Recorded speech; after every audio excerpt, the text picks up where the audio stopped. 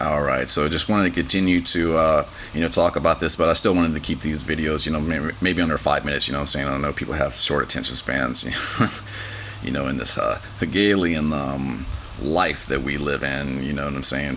People don't have this continued attention span like we used to. And I've been doing it every day. But wanted to get more into understanding the mind of a snitch. Okay, understanding the mind of a rat.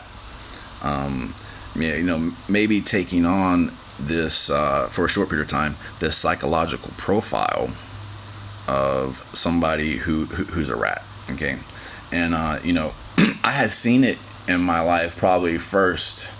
Being kids, and you have people who tattletale. Okay, and so people who they tattletale on other people, and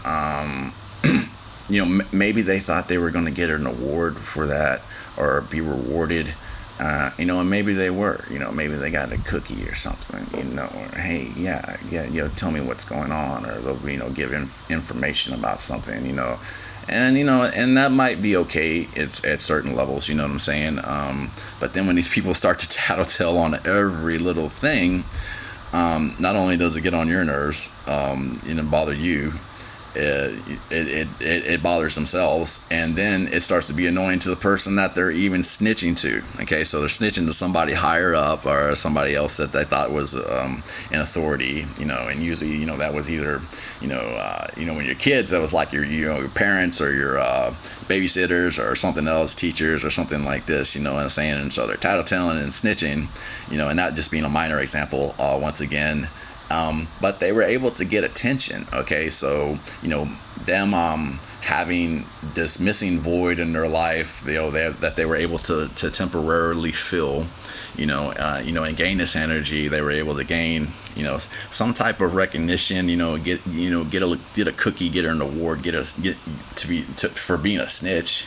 And just ratting on somebody else for whatever reason that was their whole goal and agenda in life. Okay, and so and these people, they grow up.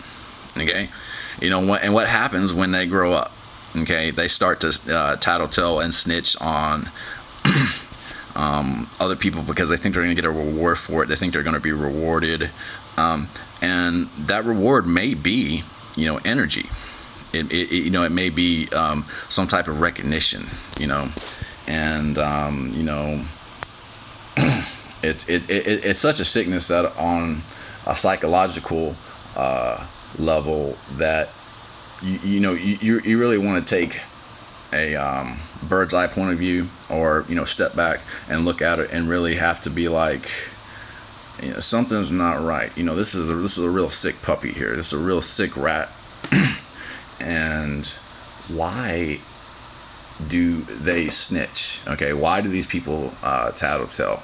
And that's still being on a minor level, but whenever these people grow up, you're not kids anymore, not being a level 1 to 3, these people in high school, and they're ratting and snitching on, blah, blah, blah. And I might understand if that being on another level, it crosses over into, somebody was hurt, somebody was injured, this and that, what I'm saying? That might be understandable. But when they're ratting and snitching on, every little thing that you do, and it really becomes the sickness, and that sickness is fueled by you. Okay, and so they don't have their own goals and agendas and this and that, or anything else going on in their life, but snitching. Okay, so that's their job, is to snitch. Okay, and so when these people grow up, eventually they, become Freemasons, cross over into that deep state, that deep level into society, if they were able to even to live that long, because a lot of people die. Okay, a lot of people die, period. They don't make it. But they're able to snitch on a deeper level. Okay, and a deeper level being the deep state. That deeper level, having these levels to access, these levels to security, these levels to surveillance that you wouldn't understand, but you would have to go back into your life and to understand, like, something like, how do these people know this? How do these people know something? So if you ever had to ask yourself that, how do these people know this? How do they figure this stuff out? It's because they had access to surveillance. Okay, and somebody would have to tell them something, but they were able to use computer surveillance and to see that, and so, what good does that do them? Well, they're able to snitch. Okay, they're able to tattletale, they're able to snitch, they're able to rat, and that's their life. Okay, so their life is your life. Okay, their life is being a rat. Okay, and it's such a psychological issue that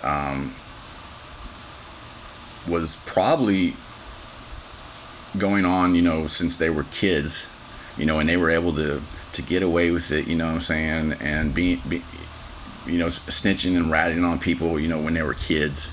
Then they get into middle school and they're snitching and ratting and tattletaling on people. They get to middle school, high school level, and by the time people get to college, it's like, a lot of people don't have time for this, what I'm saying, because those people even make it to college. And most of these people don't, because they don't have that type of goal. Their goal was being a rat. Okay. Becomes unhealthy. Okay, so it's unhealthy and untoxic, and so they've tattletold and ratted on their own selves. They've tattletold and ratted on their own family members. They tattletold and ratted on their own friends. Okay, that they don't have any anymore. Okay, and it becomes such a toxic level that they even sabotage their own self. Okay, for just the sake of snitching. Okay, so what good did that do anybody? So once again here, just gonna go wrap this one up. Try to keep these under 10 minutes maybe in this case, but trying to understand the mindset of a rat is not gonna be healthy. You're gonna have to cut these people out, and once you realize that, if you ever have to ask yourself, like, how do these people know that, or realizing that somebody snitched on you or was tattletelling on you in any shape or form, it's only going to manifest into bigger things, what I'm saying? So you're going to have to cut these people out of your life, once you realize that they're a snitch, what I'm saying, and they don't have any kind of goals or agenda, or why do they have all this time on their hands to spend snitching? Okay, golly, how much time do you have on your hands to spend snitching? Okay, well, that's their life. Okay, their whole life has been devoted to being a snitch and a rat. Okay, and they don't have the time. And then once they get to the deep state, the 33rd degree Freemason level, it's just like they're throwing gas on a fire, basically, in their own psychological profile, that they're able to be a snitch and a rat. That they they start to do it, and becomes unhealthy because they start to affect your life and sabotage your own life. Okay, so you got to avoid these snitches and rats at all levels and costs. And so if you start to notice somebody's being a tattletale, figure out a way to avoid them. Okay, don't talk to them. Just act like they don't exist in any type of way or shape or form, and then cut them out. And that becomes difficult when that's a family member. That becomes difficult when that's a friend. But it is what it is, okay? And even if that is a friend or a family member, you're gonna have to avoid these people, because it's gonna become unhealthy and toxic and detrimental to your life. Okay, and once that happens, it's it means everything. It means your life. It means your livelihood. What I'm saying? So the goals and agendas that you have, are at cost. Okay, so do you want to risk that by association? By you associating with a snitch?